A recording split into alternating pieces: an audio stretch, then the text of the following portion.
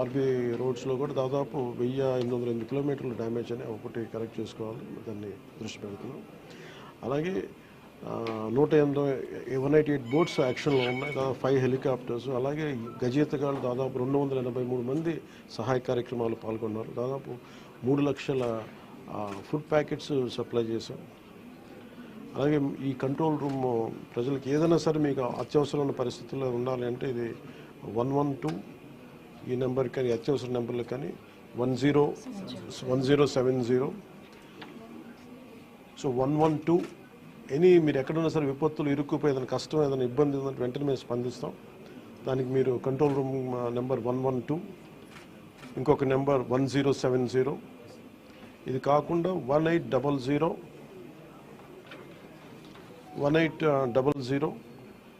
4250 101. మళ్ళీ రిపీట్ చేస్తాను, control room numbers 112, అదొక ఈ ఫోన్ కన్నా చేయండి, లేదంటే 1070కి ఫోన్ చేయండి. ఇది కాకుండా మూడో నెంబర్ 1800 425 0101. మీరు ఈ కంట్రోల్ రూమ్కి చేసిన మీకు ఏ సహాయ కార్యక్రమం ఎక్కడున్న విపత్తులు మీరు ఇరుక్కుపోయినా కానీ మేము వెంటనే తక్షణంగా స్పందిస్తాం తెలియజేసుకుంటే. అలాగే దాదాపు 80 కోట్ల రూపాయలని జిల్లాలకి ఈ రిలీఫ్ అండ్ రీహాబిలిటేషన్కి విడుదల చేయడం జరిగింది.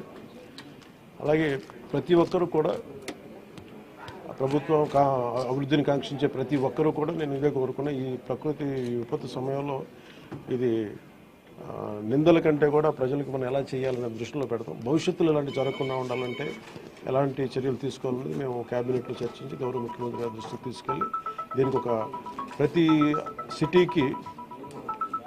ప్రతి సిటీకి ఒక మాస్టర్ ప్లాన్ తయారు చేయాలి. ఫ్లడ్ మేనేజ్మెంట్కి ఒక మాస్టర్ ప్లాన్ ఉండాలి.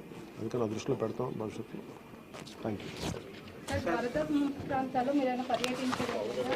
అంటే ఇది ముందు రోజే అనుకున్నాను. యాక్చువల్గా ఇది మా దృష్టికి ఏంటంటే ముందు 1వ తారీఖు అనుకున్నప్పుడు అందరూ ఏమన్నారంటే మీరు వస్తే ఇది మాకు ఈ రిలీఫ్ ఆపరేషన్స్కి ఇబ్బంది అయిపోద్ది, మాకు దయచేసి మీరు ఈ రిలీఫ్ ఆపరేషన్ మీరు అడ్డం అయిపోతారని చెప్పేసి వారి సూచన మేరకు నేను ఆగిపోవాల్సి వచ్చింది.